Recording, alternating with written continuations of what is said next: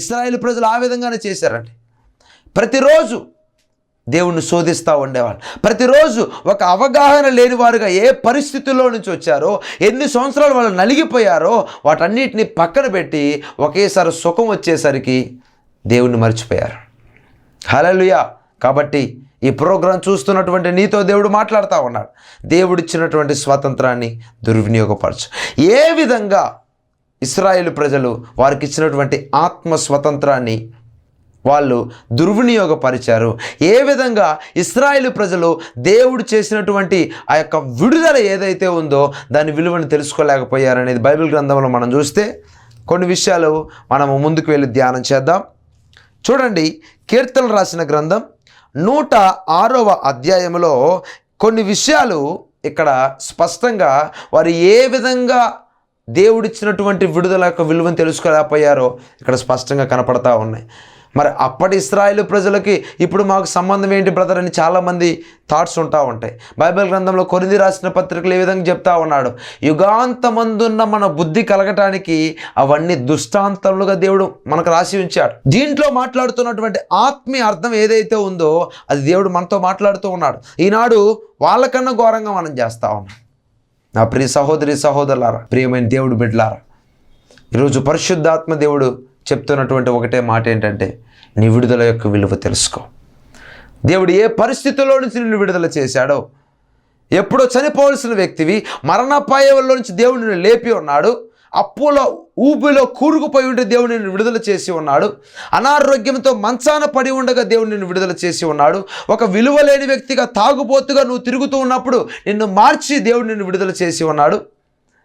లేకపోతే రకరకమైనటువంటి సమస్యల్లో నువ్వు చిక్కుకొని ఉన్నప్పుడు ఇక మ్యారేజ్ కాదు అనే సమస్య నుంచి దేవుడు విడుదల చేశాడు. గర్భఫలం ఇంకా తెరవబడదు అనే పరిస్థితి నుంచి దేవుడు గర్భఫలం నీకు దయచేశాడు. అనేక రకమైనటువంటి విడుదల దేవుడు నీకు ఇచ్చి ఉండగా, ఆత్మ స్వతంత్రం ద్వారా నిన్ను దేవుడు స్వతంత్రులుగా చేసి ఉండగా, నువ్వు మరలా ఎందుకు దాస్యం అనే కాడి కింద చిక్కుకుంటూ ఉన్నావు? మరలా ఎందుకు స్థిరముగా నిలవకుండా నీ యొక్క బుద్ధి ఎందుకు మారుతూ ఉంది? ఎందుకు ద్విమనస్సులుగా నీవు ఉంటున్నావు అని ఈరోజు పరిశుద్ధాత్మ దేవుడు ఆ విలువను తెలుసుకోమని ఈరోజు సూటిగా మనందరిని హెచ్చరిస్తూ ఉన్నాడు. చూడండి, 106వ కీర్తనలో మనం గమనిస్తే ఈ విధంగా బైబిల్ గ్రంథంలో రాయబడింది. 106వ కీర్తనలో 7వ వచనంలో, ఐగుప్తులో మా పితరులు నీ అద్భుతములను గ్రహింపక యుండిరి, నీ కృపా బాహుల్యమును జ్ఞాపకమునకు తెచ్చుకొనక యుండిరి. హల్లెలూయా. ఇక్కడ ఐగుప్తులో ఏదైతే మోషే ద్వారా అహరోను ద్వారా దేవుడు పంపి ఉన్నాడని ఈ స్టోరీ అంతా మనకు తెలిసిందే. అక్కడ 10 తెగుళ్లను దేవుడు రప్పించి ఉన్నాడు. వాళ్ళ కళ్ళ ముందే ఆ నీళ్ళంతా రక్తంగా మారాయి. వాళ్ళ కళ్ళ ముందే కర్ర పడేగానే పాముగా మారింది. వాళ్ళ కళ్ళ ముందే అనేకమైనటువంటి రోగాలతో ఆ ఫరో యొక్క రాజుని దేవుడు హింసించాడు. వాళ్ళ కళ్ళ ముందే అనేక మంది సంహారక దూత చేత వాళ్ళు చంపబడ్డారు. ఇన్ని కార్యాలు వాళ్ళు చూసినా, వాళ్ళ కళ్ళకు కట్టినట్లు దేవుడి శక్తి వాళ్ళని దర్శించినా కానీ ఇక్కడ బైబిల్ సెలవిస్తూ ఉంది, ఐగుప్తులో మా పితరులు నీ అద్భుతములను గ్రహింపలేక ఉన్నారంట. హల్లెలూయా. నీ విడుదల యొక్క విలువను తెలుసుకోపోవటం ఏంటంటే దానికి గల కారణం ముందుగా నీకు గ్రహింపు లేకపోవటం. అందుకే నువ్వు దేవుడిచ్చినటువంటి విడుదల యొక్క విలువను తెలుసుకోలేకపోతున్నావు. దేవుడి యొక్క ఆత్మ స్వతంత్రాన్ని, దేవుడు నీకు ఇచ్చినటువంటి స్వతంత్రాన్ని దుర్వినియోగపరుచుకుంటూ ఉన్నావు. మరలా దాస్యం అనే కాడి కిందికి మరలా వెళ్ళి చిక్కుకుంటూ ఉన్నావు. ఇక్కడ కూడా ఇశ్రాయేలు ప్రజలు ఐగుప్తులో చేసినటువంటి అంత గొప్ప కార్యాలు, అద్భుత కార్యాలు మనుషుల వల్ల జరగనివి దేవుడు చేస్తే వీళ్ళు దాన్ని ఏం చేశారంటే గ్రహింపలేని గుడ్డితనంలో జీవిస్తూ ఉన్నారు. అందుకని బైబిల్ సెలవిస్తూ ఉంది, కొరింథీ రాసిన పత్రికలో ఈ విధంగా రాయబడి ఉంది, సువార్త ప్రకాశమానము వారి మీద ప్రకాశించుకుంటూ నిమిత్తము యుగ సంబంధమైన దేవత వారి కన్నులకు గుడ్డితనము కలగజేస్తూ ఉందంట. ఈనాడు అనేక మంది ఈ గుడ్డితనంలో జీవిస్తూ ఉన్నారు కాబట్టి, ఎంతకి వాళ్ళు అనుకునేది రైట్ అనుకున్నారు కాబట్టి, మా వల్లనే జరుగుతుంది అనుకున్నారు కాబట్టి ఆ కంటికి దేవుడు చేసే కార్యాలని కనపట్టలేదు, గ్రహింపులో లేరు, వారి మనోనేత్రాలు పూర్తిగా వెలిగించబడలేదు. బైబిల్ గ్రంథంలో ప్రవక్త అయినటువంటి బిలాము కూడా తన గ్రహింపులో లేకపోవటం వల్ల గాడిద చేత దేవుడు బుద్ధి చెప్పాడు.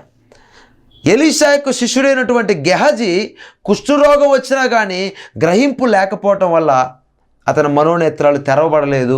చుట్టూ ఉన్నటువంటి ఆ రథాలను, అగ్ని రథాలను చూడలేకపోయాడు. అందుకని ఎలీషా ప్రార్థన చేయగానే, అయ్యా వీడి కళ్ళు తెరువు ప్రభు అని ప్రార్థన చేశాడు. క్రొత్త నిబంధనలో సౌలు పౌలుగా మారకముందు అతను ధర్మశాస్త్రం అనే గుడ్డితనంలో ఉండి ఎప్పుడైతే దమస్కో ప్రాంతంలో వెలుగు దర్శించిందో అతని కన్నులు పూర్తిగా తెరవబడ్డాయి. ఈ విధంగా బైబిల్ గ్రంథంలో గ్రహింపు దేవుడు కొన్నిసార్లు కలగజేశాడు. కొంతమంది గ్రహింపు లేకనే వాళ్ళ జీవితాలని పాడు చేసుకున్నారు. ఉదాహరణకి సంసోను మనకు కనపడతా ఉంటాడు.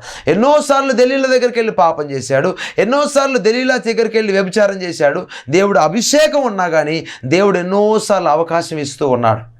అభిషేకాన్ని మళ్ళీ తీసుకోలేదండి, కానీ దాని యొక్క విలువను తెలుసుకోలేక దేవుడు ఒకసారి, 2 సార్లు, 3 సార్లు ఎన్నిసార్లు అవకాశాలు ఇచ్చినా దాని గ్రహింపు లేక ఆ యొక్క బ్లైండ్నెస్లో, ఆ యొక్క గుడ్డితనంలో ఉంటూ తన ప్రాణాలు పోగొట్టుకున్నట్టు మనం చూస్తూ ఉంటాం. ఇక్కడ కూడా ఇదే కనపడతా ఉంది. ఐగుప్తులో దేవుడు ఎన్నో అద్భుతాలు చేశాడు, ఎన్నో కార్యాలు చేశాడు. వీళ్ళ కళ్ళ ముందే తన్ను తాను నిరూపించుకున్నాడు తన సేవకుల ద్వారా. కానీ ఆ అద్భుతాలను వాళ్ళు గ్రహించలేక ఉన్నాడు. ఈనాడు నీ జీవితంలో దేవుడు అనేక కార్యాలు చేశాడు. నువ్వు ఇప్పుడు పరిస్థితులను చూస్తున్నావు. కొన్ని సంవత్సరాల బ్యాక్ సైడ్ నీ పరిస్థితి ఏంటి? అసలు నీకు సొంత గృహం అనేది ఉందా? దేవుడు నీకు గృహాన్ని ఇచ్చాడు. నీకు మంచి ఆరోగ్యం అనేది ఉందా? దేవుడు నీకు మంచి ఆరోగ్యాన్ని ఇచ్చాడు. అప్పులకు ఊబులో నువ్వు కూరుకుపోయి ఉంటే అప్పుల నుంచి దేవుడు పైకి లేపాడు నిన్ను. నీ కుటుంబాన్ని, నీ భార్యను, నీ భర్తను, నీ పిల్లలను ఉద్యోగంలో, వ్యాపారంలో, మ్యారేజుల్లో, సంతానంలో అనేక రూపాల్లో దేవుడు నిన్ను ఆశీర్వదించి ఉండగా వాటన్నిటిని మర్చిపోయి ఇప్పుడు కనపడుతున్నటువంటి పరిస్థితులను చూసి ఒక గ్రహింపు లేని వ్యక్తిగా నీ విడుదల యొక్క విలువను నువ్వు తెలుసుకోలేకపోతా ఉన్నా. అందుకనే మరలా నువ్వు దాస్యం అనే కాడి కింద వెళ్ళి చిక్కుకుంటూ ఉన్నావు. మరలా సాతానుగాడి యొక్క ఊబిలో పడిపోతూ ఉన్నావు. మరలా వాటి టెంప్టేషన్లో పడిపోతూ ఉన్నావు. మరలా లోకం అనేటటువంటి ఆచారాల్లో పడిపోతూ ఉన్నావు. కాబట్టి నా సహోదరులారా, ప్రియమైన దేవుడు బిడ్డలారా, ఈరోజు పరిశుద్ధ ఆత్మదేవుడు తెలియజేస్తూ ఉన్నాడు, నువ్వు గ్రహింపులోకి రా. ఒక్కసారి నీ మనోనేత్రాలు వెలిగించని దేవుని అడుగు. ఖచ్చితంగా దేవుడు నీకు చేసినటువంటి ఆశ్చర్య కార్యాలు, అద్భుత కార్యాలు ఒక్కసారి జ్ఞాపకం తెచ్చుకో. ఇక్కడ అదే చెప్తా ఉన్నాడు, నీ కృపా బాహుల్యమును జ్ఞాపకమునకు తెచ్చుకొనకై ఉన్నారంట. దేవుడిచ్చినటువంటి కృప ఏదైతే ఉందో ఆ కృపను వాళ్ళు జ్ఞాపకం తెచ్చుకోలేక చాలా గుడ్డితనంలో గ్రహింపలేని వ్యక్తిగా అక్కడ ఇశ్రాయేలు ప్రజలు జీవిస్తున్నాడు చూస్తూ ఉంటాం. ఈనాడు దేవుడు నీకు ఇచ్చినటువంటి కృప ఏదైతే ఉందో, కృప దేవుడు నీకు ఉచితంగా ఇచ్చాడు. నువ్వు డబ్బులు ఏం పెట్టి కొనలేదు. నీవు ప్రేమించకపోయినా దేవుడు నిన్ను ప్రేమించాడు. నువ్వు దేవుడికి విలువ ఇవ్వకపోయినా దేవుడు నీకు విలువ కలిగేలా చేశాడు. నువ్వు పడిపోయిన స్థితిలో ఉండి దేవుడు చేయి పట్టి లేవనెత్తాడు. ఈ రోజుకైనా దేవుడి యొక్క కృప బాహుల్యమును నువ్వు జ్ఞాపకం తెచ్చుకొని నువ్వు దేవుడి వైపు తిరిగినట్లయితే, దేవుడు నీకు ఇచ్చినటువంటి విడుదల ఏదైతే ఉందో, దేవుడు నీకు ఇచ్చినటువంటి స్వతంత్రం ఏదైతే ఉందో దాని విలువను నువ్వు గుర్తించగలిగినట్లయితే నువ్వు స్థిరముగా నిలిచి మరలా దాస్యం అనే కాడి కింద నువ్వు చిక్కుకోను. ప్రతిరోజు దేవుడి నామాన్ని గణపరుస్తావు. ప్రతిరోజు దేవుడు నీలో నుంచి మహిమపరచబడతాడు. ప్రతిరోజు నిన్ను బట్టి దేవుడు సంతోషిస్తాడు. నీ జీవితంలో అద్భుత కార్యాలు దేవుడు చేస్తాడు. హల్లెలూయా. ఇక్కడ బైబిల్ గ్రంథం మనం చూస్తే ఇదే 7వ వచనంలో ఇంకా చెప్తున్నాడంటే, సముద్రమునొద్ద, ఎర్ర సముద్రమునొద్ద వారు తిరుగుబాటు చేసిరి. హల్లెలూయా.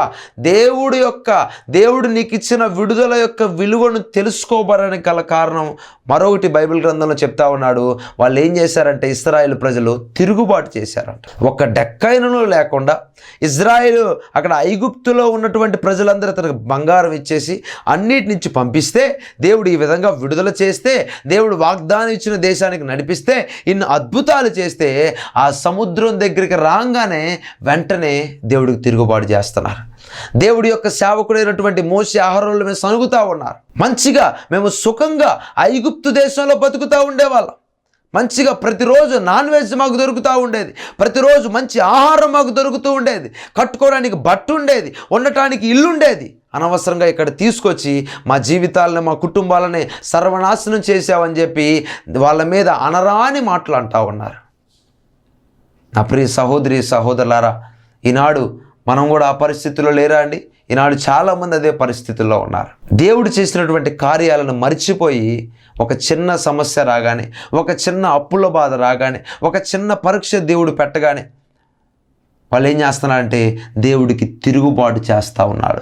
దేవుడి సేవకుల మీద తిరుగుబాటు చేస్తూ ఉన్నాడు. వాక్యం మీద తిరుగుబాటు చేస్తూ ఉన్నారు. మందిరానికి వెళ్లకుండా తిరుగుబాటు చేస్తూ ఉన్నారు. దేవుడి మాట వినకుండా తిరుగుబాటు చేస్తూ ఉన్నారు. బల్లారాధనలో పాల్గొనకుండా తిరుగుబాటు చేస్తూ ఉన్నారు. హల్లెలూయా. ఇక్కడ సముద్రం నొద్ద, ఎర్ర సముద్రం నొద్ద అక్కడ తిరుగుబాటు చేసినట్టు మనం కనపడతా ఉంది. 10 తెగుళ్ళు దేవుడు రప్పించాడు. వాళ్ళ కళ్ళ ఎదురుగా అద్భుతాలు జరిగాయి. ఒక డెక్కైనను లేకుండా దేవుడు విడుదల చేశాడే, ఇంత చేసిన దేవుడు ఈ సముద్రాన్ని చీల్చేయలేడా అనే ఆలోచన వాళ్ళకి లేదు కాబట్టి దేవుడికి తిరుగుబాటు చేశారు. ఈనాడు నీ యొక్క స్వతంత్రం, నీ యొక్క విడుదల యొక్క విలువ నువ్వు ఎందుకు తెలుసుకోలేకపోతున్నావంటే నువ్వు దేవుడికి తిరుగుబాటు చేయటం వల్ల. ఈనాడైనా రిపెంట్ అయ్యి, ఈనాడైనా మారు మనసు పొంది ఈ వీడియో చూస్తున్న నీవు దేవుడి సన్నిధిలో మోకరించి దేవుడి సన్నిధిలో నీ పాపములు ఒప్పుకొనగలిగితే, నీ పాపములు విడిచిపెట్టగలిగితే, అయ్యా నేను తిరుగుబాటు చేశాను ప్రభు, నన్ను క్షమించు నాయన, నా పితరులైనటువంటి వాళ్ళ వలె నీ మందిరానికి వెళ్ళకుండా, బల్లారాధనలో పాల్గొనకుండా, ప్రార్థించకుండా, వాక్యాన్ని చదవకుండా, వాక్యాన్ని ప్రకటించకుండా నేను నీకు తిరుగుబాటు చేశాను ప్రభువా. మరలా అదే దాస్యమనే కాడి కింద చిక్కుకున్నాను ప్రభువా. పరిశుద్ధాత్మదేవ నాకు సహాయం చేయి ప్రభువా, నన్ను క్షమించు ప్రభువా అని ఆయన సన్నిధిలో నువ్వు మోకరించి అడగగలిగితే, ఖచ్చితంగా నీ యొక్క విడుదల యొక్క విలువను నువ్వు తెలుసుకోగలిగితే దేవుడు నీ యొక్క చరిత్రను మారుస్తాడు. దేవుడు నీకు మరలా దేవుడు విడుదల ఇవ్వడానికి సిద్ధంగా ఉన్నాడు. దేవుడు మరలా నీకు విలువ ఇవ్వడానికి సిద్ధంగా ఉన్నాడు. మరలా నువ్వు కోల్పోయిన దాన్ని దేవుడు రెస్టోర్ చేయడానికి సిద్ధంగా ఉన్నాడు. సమకూర్పు చేయడానికి దేవుడు సిద్ధంగా ఉన్నాడు. నీ ప్రార్థన ఆలకించడానికి దేవుడు సిద్ధంగా ఉన్నాడు. దేవుడి సన్నిధిలో ఒప్పుకోవడానికి నువ్వు సిద్ధంగా ఉన్నావా? హల్లెలూయా. కాబట్టి వాళ్ళు మొట్టమొదటిగా గ్రహించలేని స్థితిలో ఉన్నారు. రెండవదిగా ఆ యొక్క దేవుడి యొక్క కృపను జ్ఞాపకం తెచ్చుకోలేని స్థితిలో ఉన్నట్టు మనకు కనపడతా ఉంది. మూడవదిగా వాళ్ళు తిరుగుబాటు చేసినట్టు మనకు కనపడతా ఉంది. ఈ 3 విషయాలు నువ్వు కూడా ఒకసారి జ్ఞాపకం తెచ్చుకో. గ్రహింపు కలిగిన వ్యక్తిగా నువ్వు జీవించాలి. దేవుడి యొక్క కార్యాలను ఎల్లప్పుడూ స్మరిస్తూ జ్ఞాపకము తెచ్చుకుంటూ నీ యొక్క పూర్వపు యొక్క స్థితిలోని జ్ఞాపకము తెచ్చుకొని ఆయన కృపను ఎల్లప్పుడూ నీ కృప నాకు కావాలి ప్రభు అని అడిగే స్థితిలోకి నువ్వు వచ్చి రావాలి. అదేవిధంగా దేవుడికి తిరుగుబాటు చేయకుండా దేవునికి ఇష్టానుసారంగా జీవించే వ్యక్తిగా నీవు వచ్చినప్పుడు, నీ విడుదల యొక్క విలువను నువ్వు తెలుసుకున్నప్పుడు, నీవు స్థిరముగా నిలిచి కదలక నిత్యము సియోను కొండవలే దేవుడు నిన్ను స్థిరముగా స్థిరపరుస్తాడు. నిన్ను స్థిరపరచడమే కాకుండా, నీలో మార్పు తెప్పించడమే కాకుండా, నీ పరిస్థితులను దేవుడు మారుస్తాడు, నీ కుటుంబాన్ని దేవుడు మారుస్తాడు, నీ బిడ్డలను దేవుడు మారుస్తాడు. ముందు నీవు స్థిరముగా నిలువు. ముందు నీ యొక్క ఆత్మ స్వాతంత్రాన్ని దుర్వినియోగపరుచుకోకుండా దేవుని ఇష్టానుసారంగా జీవించు. ముందు నీ విడుదల యొక్క విలువను తెలుసుకొని ఈరోజు పరిశుద్ధాత్మ దేవుడు తెలియజేస్తా ఉన్నాడు. ఒకవేళ నీ కుటుంబంలో నీ ఒక్కదానివే యేసుక్రీస్తుని అంగీకరించారేమో, నీ ఇంట్లో దాన్ని వ్యతిరేకిస్తూ ఉన్నారేమో, నీ ఇంట్లో తెలియకుండా నువ్వు మందిరానికి వెళ్తూ ఉన్నావేమో, యేసుక్రీస్తుని సీక్రెట్గా ఆరాధిస్తూ ఉన్నావేమో, ఖచ్చితంగా నీ విడుదల యొక్క విలువను తెలుసుకుంటే ఈ యొక్క 2024 సంవత్సరంలోనే నీ కుటుంబానికి దేవుడు రక్షణ ఇస్తాడు. ఈ 2024 సంవత్సరంలోనే మారు మనసు దేవుడిస్తాడు, పాప క్షమాపణ దేవుడిస్తాడు. వారి యొక్క నోటి ద్వారా యేసుక్రీస్తు దేవుడిని ఒప్పుకుంటాడు. దేవుడి యొక్క సన్నిధిలో మోకాలు వంచబడుతుంది. నీ యొక్క ప్రార్థనకి దేవుడు జవాబిస్తాడు. హల్లెలూయా.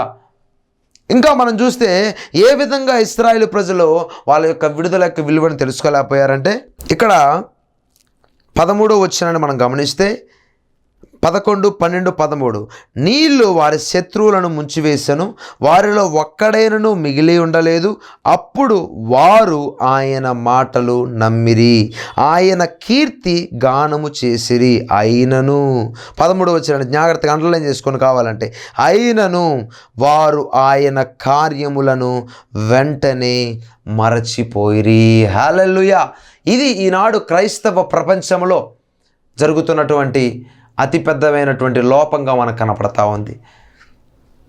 దేవుడు వారి కళ్ళ ముందే ఎర్ర సముద్రాన్ని 2 పాయలుగా చీల్చి ఫరో రథాలను ముంచివేసి ఒక్కడైనను మిగిలి ఉండకుండా ముంచివేస్తే ఆ యొక్క సమయానికి అమ్మయ్య దేవుడు ఉన్నాడు, నిజంగా మనల్ని నడిపిస్తున్నాడని చెప్పి దేవుడి మాటలను ఎప్పుడైతే నమ్మి దేవుణ్ణి స్తుతించి ఆమేన్ హల్లెలూయా అని దేవుణ్ణి గణపరిచి ఎర్ర సముద్రం దాటారో లేదో, చిన్న సమస్య రాగానే వాడిని వెంటనే దేవుడి కార్యాలు మర్చిపోయారంట. బైబిల్ రాస్తే వెంటనే, అసలు కొంచెం కూడా టైం గ్యాప్ తీసుకోవట్లేదు. ఈనాడు అనేక మంది క్రైస్తవులుగా పిలువబడుతున్నటువంటి యేసుక్రీస్తును నమ్ముకున్నటువంటి వాళ్ళలోనే ఈ యొక్క లోపం అనేది మనకు కనపడతా ఉంది. ఎందుకు వారి యొక్క విడుదల యొక్క విలువను గుర్తించలేకపోతా ఉన్నారంటే వెంటనే దేవుడి కార్యాలు మర్చిపోతున్నారు కాబట్టి. ఏ విధంగా వారు మర్చిపోతా ఉన్నారంటే, ఉదాహరణకి దేవుడు యొక్క సన్నిధిలో వారు ఒక కార్యం కోసం మొరపెడతా ఉన్నారు. అయ్యా, మా జీవితంలో ఈ కార్యాన్ని జరిగించు, నా బిడ్డ జీవితంలో ఈ కార్యాన్ని జరిగించు, లేకపోతే సంథింగ్ వాళ్ళ ప్రాబ్లమ్స్ దేవుడి పాదాల దగ్గర తీసుకొచ్చి దేవుడి దగ్గర ఉపవాసం ఉండి కన్నీళ్లు కాల్చి, లేకపోతే 7 వారాలు ప్రార్థన పెట్టించుకోనో, లేకపోతే 3 రోజులు ఉపవాసం ఉండో, కడుపు కట్టుకోనో దేవుడి దగ్గర ప్రార్థన చేస్తూ ఉండగా దేవుడు వాళ్ళ ప్రార్థన ఆలకించి దేవుడు తన దక్షిణ హస్త బలము చేత ఒక సాహస కార్యాన్ని చేసి అసలు మనుషుల ద్వారా జరగని కార్యాన్ని నీ జీవితంలో జరిగిస్తూ ఉండగా నువ్వేం చేస్తున్నావంటే, అది జరిగినంతసేపు యేసయ్యా నీకు వందనాలు ప్రభువా, నువ్వు నిజంగా ఉన్నావు తండ్రి, నీ మాట నేను నమ్ముతున్నాను ప్రభువా, నువ్వు రూఢీపరుచుకున్నందుకు వందనాలు ప్రభువా అనే ప్రార్థన చేస్తున్నాము. మరలా వెంటనే నెక్స్ట్ డే ఒక చిన్న సమస్య రాగానే వెంటనే దేవుడి యొక్క కార్యాన్ని మర్చిపోతా ఉన్నాం. హల్లెలూయా. ఈ విధంగానే క్రైస్తవ లోకం నడుస్తూ ఉంది. ఈ వీడియో చూస్తున్న నీతోనే పరిశుద్ధాత్మ దేవుడు మాట్లాడుతూ ఉన్నాడు. దేవుడు నీ జీవితంలో ఎన్నో కార్యాలు జరిగించి ఉన్నాడు, నీ యొక్క కుటుంబంలో ఎన్నో కార్యాలు జరిగించి ఉన్నాడు. నువ్వు ఈ రోజు కనపడుతున్న పరిస్థితులను బట్టి ఆ కార్యాలను వెంటనే మర్చిపోతా ఉన్నావు. నిన్న దేవుడు చేసిన కార్యాన్ని నువ్వు గుర్తు తెచ్చుకోకుండా, ఆ మహిమను గుర్తు తెచ్చుకోకుండా, ఆ బలం మీద ఆధారపడకుండా ఈరోజు కనపడుతున్నటువంటి ప్రాబ్లం మీద, ఈరోజు నువ్వు ఫేస్ చేస్తున్నటువంటి టెంప్టేషన్ మీద, ఈరోజు నువ్వు ఫేస్ చేస్తున్నటువంటి డెవిల్ ట్రాప్స్ మీదగా భయపడి వెంటనే దేవుడి కార్యాలు మర్చిపోతా ఉన్నాడు. ఆనాడు ఇశ్రాయేల్ ప్రజలు కూడా చేసింది అదే. ఎర్ర సముద్రం 2 పాయలుగా చీల్చబట్టం అంటే దట్ ఈజ్ నార్మల్. అది నార్మల్ విషయం కాదు కదండి, అది చాలా పెద్ద విషయం. ఒక పెద్ద సముద్రం ఒక గోడగా నిలబట్టం అంటే నార్మల్ విషయం కాదు. అది 6 నెలలుగా మార్చబట్టం అంటే దేవుడి వలనే సాధ్యం, మనిషిని వలన సాధ్యము కానే కాదు. అది చాలా ఇంపాసిబుల్ థింగ్. అది అసలు అది జరగదు. కానీ దేవునికి అసాధ్యమైనది ఏమీ లేదు. అంత దేవుడు కార్యాన్ని జరిగిస్తే వాళ్ళు చేసింది ఏంటంటే, దేవుడు ఎర్ర సముద్రం నుంచి విడుదల చేసి అవతల ఒడ్డుకు తీసుకెళ్తే ఆ విలువను తెలుసుకోలేక వెంటనే దేవుడు కార్యాన్ని మర్చిపోయి మారా అనే అనుభవం రాగానే మరలా గొనగటం ప్రారంభించారు. ఆ ప్రియ సహోదరి సహోదరులారా, ఈ వీడియో చూస్తున్న నీతో ఈరోజు పరిశుద్ధాత్మ దేవుడు మాట్లాడుతున్నాడు. ఎన్నోసార్లు దేవుడు నా అపాయాల నుంచి తప్పించాడు. ఎన్నోసార్లు ఇక నా పరిస్థితి అయిపోయింది, ఇక వెనక చూస్తే ఫరో రథం, ముందు చూస్తే ఎర్ర సముద్రం, ఇక అటు చూస్తే కొండలు, ఎటు వెళ్ళలేని స్థితిలో మధ్యలో చిక్కుకొని పోయాను. అయితే దేవుడు ఆ యొక్క ఎర్ర సముద్రాన్ని చీల్చి ముందుకు తీసుకువెళ్ళాడు. అలాంటి పరిస్థితుల గుండా దేవుడు మనల్ని తీసుకెళ్ళాడు. ఇంకా మన పరిస్థితి అయిపోయింది, మన చాప్టర్ క్లోజ్ అయిపోయింది అనుకున్న సమయంలో దేవుడు నన్ను అనేక సార్లు ఒక నూతన కార్యం జరిగించి నడిపించాడండి. అయినను వెంటనే దేవుడి కార్యాలు మనం మర్చిపోతా ఉన్నాం. వెంటనే దేవుడి యొక్క కార్యాలను, దేవుడి యొక్క ఇచ్చినటువంటి విడుదలను, దాని యొక్క విలువను తెలుసుకోలేక దేవుడి నుంచి దూరంగా పారిపోతూ ఉన్నాం. దేవుడి కార్యాలను వెంటనే మర్చిపోతూ ఉన్నాం. నా ప్రియ సహోదరి సహోదరులారా, ఈరోజు పరిశుద్ధాత్మ దేవుడు మాట్లాడుతూ ఉన్నాడు. ఒక్కసారి దేవుడు కార్యాలను మర్చిపోక, నా ప్రాణమా, నా అంతరంగమునున్న సమస్తమా, ఆయన చేసిన ఉపకారములలో దేనిని మరువకమని బైబిల్ స్పష్టంగా తెలియజేస్తూ ఉంది. ఈనాడు నువ్వు విడిచిపెడుతున్నావంటే, నువ్వు జ్ఞాపకాన్ని తెచ్చుకోవట్లేదంటే, నువ్వు ఆయన కార్యాలను వెంటనే మర్చిపోతా ఉన్నావంటే ఆయన వాక్యం నీలో నిలిచి ఉండట్లేదని అర్థం. ఆయన వాక్యము నీలో పని చేయనివ్వట్లేదు. నువ్వు పైపైన భక్తి నువ్వు చేస్తూ ఉన్నావు, అవసరాల కోసం భక్తి నువ్వు చేస్తూ ఉన్నావు, ఆ సమయానికి పని అవ్వటానికి భక్తి నువ్వు చేస్తూ ఉన్నావు. That is very wrong. అలాంటి భక్తి నిన్ను పరలోకానికి తీసుకెళ్ళలేదు. అలాంటి నువ్వు చేసినటువంటి భక్తి ఇహలోక సంబంధంగా ఆ టెంపరీగా కొద్దిసేపు నీకు ఆనందం కలిగించవచ్చు, అది నీకు పర్మనెంట్గా భూలోకంలో ఉన్నంతసేపు సమాధానంగా నీవు ఉండలేవు. పరలోకానికి అది నిన్ను తీసుకెళ్ళలేదు. నువ్వు స్థిరముగా నిలిచి ఎప్పుడైతే దేవుడిచ్చినటువంటి స్వాతంత్ర నియమము చొప్పున దానిలో తేరి చూచి నిలకడగా ఉండి విని మరచిపోక క్రియను చేసి నువ్వు ఎప్పుడైతే ముందుకు కొనసాగుతూ ఉంటావో, క్రియలు లేని విశ్వాసం మృతముతో సమానమని బైబిల్ సెలవిస్తూ ఉంది. నువ్వు ఏ విశ్వాసాన్ని అయితే దృఢంగా చేపట్టి యేసుక్రీస్తే నిజమైన దేవుడు, యేసుక్రీస్తు ద్వారానే సమస్తము నేను చేయగలను, నన్ను బలపరచువానేది నేను సమస్తమును చేయగలనని ఆ విశ్వాసాన్ని పట్టుకున్న నీవు, దేవుని యొక్క ఆత్మ ఖడ్గాన్ని పట్టుకున్నటువంటి నీవు వెనుకకు చూడక ముందుకు వెళ్తూ దేవుడి కార్యాలను ప్రకటిస్తూ దేవుడి కార్యాలను నువ్వు చూస్తూ నువ్వు ముందుకు ఎప్పుడు వెళ్తూ ఉంటావు, ఖచ్చితంగా నీ విడుదల యొక్క విలువను నువ్వు తెలుసుకోగలుగుతావు. ఆ విలువను ఎప్పుడైతే తెలుసుకుంటావో నువ్వు వెంటనే మర్చిపోవు. ప్రతిరోజు దేవుడి కార్యాన్ని చూస్తావు. ప్రతిరోజు దేవుడిచ్చినటువంటి నూతన కార్యాన్ని, అద్భుతాన్ని, నీ కళ్ళకు కనపరిచే ఒక అద్భుత కార్యాన్ని నువ్వు చూస్తూ ఉంటావు. బైబిల్ గ్రంథంలో అనేక మంది, ఉదాహరణకి ఆదిమ సంఘంలో అపోస్తలులు ఇంకా అయిపోయింది, వాళ్ళు కొనవుపురితో రాళ్ళతో కొట్టేసి చెరసాల్లో వేసి ఇవాళ చాప్టర్ క్లోజ్ చేద్దాం అనుకున్నారు. కానీ ఏమైందంటే పరిచర్య అంతకంతకు విస్తరించింది. దేవుడి కార్యము మహిమకరంగా జరిగింది. దేవుడు తన కార్యాన్ని ఆశ్చర్యకరంగా జరిగించాడండి. ఈనాడు నీవు కూడా నిలబడితే, ఈనాడు నీవు కూడా వెంటనే మర్చిపోయే ఆ స్వభావం నుంచి బయటికి రాగలిగినట్లయితే ఖచ్చితంగా నీ విలువని దేవుడు పెంచుతాడు. ఖచ్చితంగా నీ జీవితంలో ఒక నూతన కార్యాన్ని చూడగలుగుతావు. ఇంకా బైబిల్ గ్రంథంలో చూస్తే ఈ విధంగా ఈ 13వ వచనంలో అన్నాడు, ఆయన ఆలోచన కొరకు కనిపెట్టుకొనకపోయిరి. హల్లెలూయా. చూశారండి, ఈనాడు దేవుడిచ్చే విడుదల యొక్క విలువను ఎందుకు తెలుసుకోలేకపోతున్నారంటే మనుషుల యొక్క ఆలోచనల మీద ఆధారపడటం, లేకపోతే బంధువుల యొక్క ఆలోచనల మీద ఆధారపడటం, స్నేహితుల యొక్క ఆలోచనల మీద ఆధారపడటం, వీళ్ళ సలహాలు తీసుకోవటం, వీళ్ళకి నీ యొక్క ప్రాబ్లమ్స్ చెప్పి వాళ్ళు చెప్పే సలహాలు తీసుకొని మరలా నష్టపోయి మరలా దేవుడి దగ్గరికి వచ్చి మరలా ఏడవటం. ఇదంతా ఎందుకండి? ఒక్కసారి నువ్వు ఏదైనా పని మొదలుపెట్టావా, ఏదైనా దేవుడి చిత్తం కోసం వెయిట్ చేస్తున్నావా, మ్యారేజ్ విషయంలో కానీ, గర్భఫల విషయంలో కానీ, ఉద్యోగ విషయంలో కానీ, ఇంకా రకరకాల ఏ విషయంలో, ఒక పరిచర్య విషయంలో దేవుడి చిత్తం కోసం వెయిట్ చేస్తూ ఉన్నావా, ఒక్కసారి ఆయన ఆలోచన కొరకు నువ్వు కనిపెట్టు. ఇశ్రాయేలు ప్రజలు అసలు ఆయన ఆలోచన ఏంటో, ఆయన చిత్తం ఏంటో తెలుసుకోకుండా అహరోను దగ్గరికి వచ్చి, ఇదిగో మా దగ్గర ఈ మోషే ఎప్పుడు వస్తాడో రాడో మాకైతే తెలియదు, మాకు వెంటనే మా ముందు మమ్మల్ని విడుదల చేసిన వాడి యొక్క మా బంగారం అంతా తీసుకొని ఒక దూడం చేయి అన్నారు. హల్లెలూయా. అసలు దేవుడి ఆలోచన ఏంటి, దేవుడి చిత్తం ఏంటి, ఇన్ని రోజులు మోషే పైన ఏం చేస్తున్నాడు, దేవుడి దగ్గర కనిపెడదాం, దేవుడి దగ్గర ప్రార్థన చేద్దాం. ఆనాడు 430 సంవత్సరాలు దేవుడి సన్నిధిలో మూలిగారు, ప్రార్థన అనుభవాన్ని కోల్పోయారు. ఆ యొక్క అనుభవాన్ని ఈ టైంలో కోల్పోయారు. హల్లెలూయా.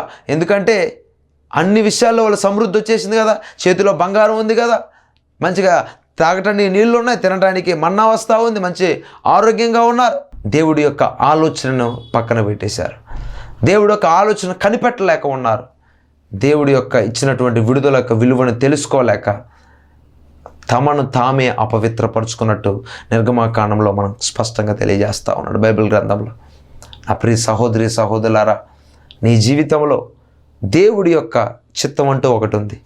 నీ జీవితంలో నీ మీద దేవుడి యొక్క ఆలోచన అంటూ ఒకటి ఉంది. నీ మీద దేవుని సంకల్పం, దేవుడి ప్రణాళిక నీ మీద, నీ బిడ్డల మీద, నీ కుటుంబం మీద దేవుడు నిన్ను ఏర్పరిచాడంటే, దేవుడు నిన్ను ఒక కుటుంబ వ్యవస్థగా చేశాడంటే, దేవుడు నిన్ను ఒక సంఘంలో స్థిరపరిచాడంటే, దేవుడు ఒక సంఘ కాపరికి నిన్ను అప్పగించాడంటే, దేవుడు ఒక పరిచారకుడిగా నియమించాడంటే, సువార్థికుడిగా నియమించాడంటే, ప్రవక్తగా నిలబెట్టాడంటే, లీడర్గా నిలబెట్టాడంటే, ఇంకా అనేక ప్లేసుల్లో నిన్ను ఒక స్థాయిలో దేవుడు నిలబెట్టాడంటే దేవుడికి నీ మీద అంటూ ఒక ప్రణాళిక ఉంది. దేవుడికి నీ మీద అంటూ ఒక ఆలోచన ఉంది. ఆ ఆలోచనని నువ్వు ఎప్పుడైతే కనిపెడతావో ఖచ్చితంగా నీ జీవితంలో నువ్వు స్థిరముగా నిలిచి దాస్యం అనేది కాడి కింద చిక్కుకొనకుండా దేవుడిచ్చేటటువంటి స్వాతంత్రాన్ని, దేవుడిచ్చినటువంటి విడుదల యొక్క విలువను తెలుసుకోగలుగుతావు. ఇక్కడ వాళ్ళ యొక్క దేవుడి యొక్క ఆలోచనను కనిపెట్టుకోలేక వాళ్ళ ఎదురుగా దూడం చేసుకొని తాను అపవిత్రపరుచుకొని ఆ ఒక్కరోజే దాదాపు 3000 మంది చనిపోయినట్టు మనం చూస్తూ ఉంటాం. ఆ రోజు 3000 మంది చనిపోయారు. అపోస్తలుల కార్యం 2వ అధ్యాయంలో మనం చూస్తే ఎప్పుడైతే దేవుడి యొక్క విడుదల యొక్క విలువను తెలుసుకున్న వారు హృదయములో నొచ్చుకొని పేతురు ప్రసంగిస్తూ ఉండగా 3000 మంది సంఘములో చేర్చబడ్డారు. హల్లెలూయా. విడుదల యొక్క విలువను తెలుసుకునే వాళ్ళు 3000 మంది చనిపోయారు ఒక్క రోజులోనే. విడుదల యొక్క విలువను తెలుసుకున్న వాళ్ళు, దేవుడిచ్చే స్వతంత్రం యొక్క విలువను తెలుసుకున్న వాళ్ళు 3000 మంది ఒకే రోజు బాప్తీసం పొంది, రక్షణ పొంది వాళ్ళు అనేకులకు సాక్షి బిడ్డలుగా సువార్త ప్రకటించడానికి ఒక అతిపెద్ద సంఘముగా మార్చబడ్డట్టు మనం చూస్తూ ఉంటాం. హల్లెలూయా. నా మాటలు ముగిస్తున్నాను. నా ప్రియ సహోదరి సహోదరులారా, ఈరోజు పరిశుద్ధాత్మ దేవుడు మాట్లాడుతున్నది ఒకటే మాట. దేవుడిచ్చినటువంటి నీకు ఇచ్చినటువంటి స్వతంత్రం ఏదైతే ఆత్మ స్వతంత్రాన్ని దేవుడు నీకు ఇచ్చి ఉన్నాడో, దేవుడు ఏదైతే నీకు విడుదల ఇచ్చి ఉన్నాడో దాని యొక్క విలువను నువ్వు తెలుసుకోగలుగుతున్నావా? ఆ విలువను నువ్వు తెలుసుకోలేకే ఇంతవరకు దేవుడికి వ్యతిరేకంగా తిరుగుబాటు చేసి దేవుడి యొక్క కృపా బాహుళ్యముడు జ్ఞాపకము తెచ్చుకోనక నువ్వు వెంటనే దేవుడి యొక్క కార్యాలను మరచిపోతా ఉన్నావు. గ్రహింపు లేక ఉన్నావు. ఆయన ఆలోచన కొరకు కనిపెట్టుకుని లేక ఉన్నావు.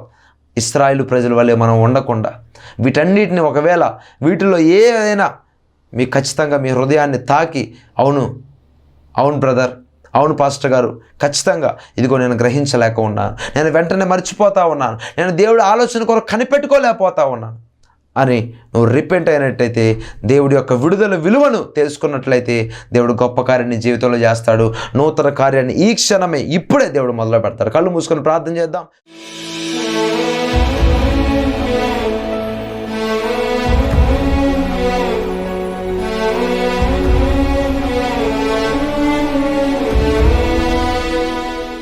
స్తోత్ర మహాపరిశుద్ధ మహాగణుడ నీకు వందనాలు నాయన. నీ పాదాల వద్దకు వస్తుండగా ఈరోజు ప్రభువా ఈ స్వాతంత్రము మాకు అనుగ్రహించి మమ్మల్ని స్వతంత్రులుగా చేసి ఉన్నావు. ఎందరైతే ఆత్మ స్వతంత్రాన్ని పొందుకొని ఉన్నారో, ఎందరైతే చీకటి నుండి ఆశ్చర్యకరమైన వెలుగులోనికి నడిపించబడి ఉన్నారో, యేసు నామములో వారు ఇశ్రాయేలు ప్రజల వలె ఉండకుండా ప్రభువా ఈరోజు మాతో మాట్లాడిన రీతిగా ప్రభువా ప్రతి ఒక్కరు గ్రహింపు కలిగి ఉందురుగాక.